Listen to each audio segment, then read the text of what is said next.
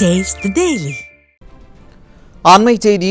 சென்னை முத்தியால்பேட்டை பகுதியில் ஏடிஎம் மையம் அருகே மின்சாரம் தாக்கி வடமாநிலத்தைச் சேர்ந்த சந்தன் என்பவர் உயிரிழந்துள்ளார். கூடுதல் தகவல்களை தலைமை செய்தியாளர் ஜெயக்குமார் வழங்க கேட்கலாம். வணக்கம் ஜெயக்குமார், கூடுதல் தகவல்களை வழங்கலாம். வணக்கம் அருண். சென்னை முத்தியால்பேட்டை பகுதியிலே, குறிப்பாக மண்ணடி என்கிற அந்த பகுதியில் இருக்கக்கூடிய பிரகாசம் சாலையில் ஏடிஎம் மையம் ஒன்று இருக்கிறது. அந்த ஏடிஎம் மையத்தினுடைய வாயில் பகுதியில் சாந்தன் என்கிற வட மாநிலத்தைச் சேர்ந்த ஒருவர் மின்சாரம் தாக்கி பரிதாபமாக மழை வெள்ள நீரிலேயே அப்படியே அமர்ந்தபடியே உயிரிழந்திருக்கிறார்.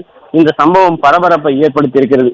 நாம் பார்க்கக்கூடிய அந்த காட்சி ஏடிஎம் மையத்திற்கு அதே போன்று அந்த கீழே தோண்டப்பட்ட மழைநீர் வடிகால் வாரியத்திற்காக வைக்கப்பட்டிருக்கக்கூடிய உருளைகள், அதன் கீழாக வரக்கூடிய மின்சார ஒயர் என்று கூறப்படுகிறது.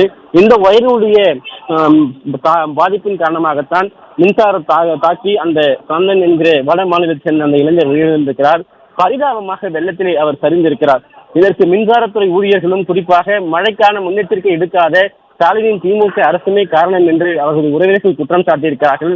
சம்பந்தப்பட்ட அந்த அந்த பகுதியில் இருக்கக்கூடிய மின்சாரத்துறை அதிகாரிகள் மீது வழக்கு பதிவு செய்து உரிய நடவடிக்கை எடுக்க வேண்டும், இதை கொலை வழக்காக பதிக்க வேண்டும் என்று அவர்கள் கோரிக்கை வைத்திருக்கிறார்கள். தொடர்ந்து இதுபோன்று பல்வேறு இடங்களில் இந்த மின் ஒயர்கள் எல்லாம் கீழே சாய்ந்திருக்கிறது. அப்படி சாய்ந்திருக்கக்கூடிய அந்த மின் உயர்களை உடனடியாக சரி செய்ய வேண்டும். இல்லை என்றால் இப்ப மீண்டும் தற்பொழுது மழையானது விட்டிருக்கிறது. மீண்டும் செய்யக்கூடிய மழையினுடைய தாக்கம், அதே போன்று இந்த மின் உயர்களால் ஏற்படக்கூடிய பாதிப்பின் காரணமாக உயிர் இழப்புகள் ஏற்படக்கூடிய அபாயம் இருப்பதாகவே வேதனை தெரிவிக்கிறார்கள். பொதுமக்கள் நடக்கக்கூடிய நடைபாதைகளிலே அந்த மின் மேடைகள் அமைக்கப்பட்டிருக்கிறது. அதனுடைய ஒயர்கள், அந்த ஒயர்களுடைய பாதுகாப்பு என்பது மிகப்பெரிய கேள்விக்குறியாக இருக்கிறது. மழை நீரில் எந்த இடத்தில் மின்சாதன ஒயர்கள் செல்லுகிறது என்பது கூட தெரியாமல் ஒரு நிலை இருக்கிறது.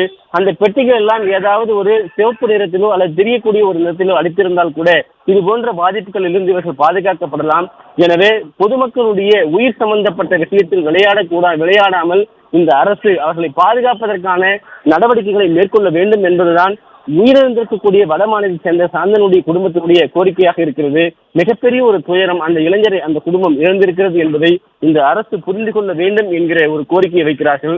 அந்த இளைஞருடைய வருமானத்தில் தான் அந்த குடும்பம் வாழ்ந்து கொண்டிருக்கிறது. ஆனால் இன்றைக்கு அந்த இளைஞர் அந்த குடும்பத்தினிடையே இல்லை என்பது மிகப்பெரிய ஒரு சோகமாக அந்த குடும்பத்தை சூழ்ந்திருப்பது குறிப்பிடத்தக்கது.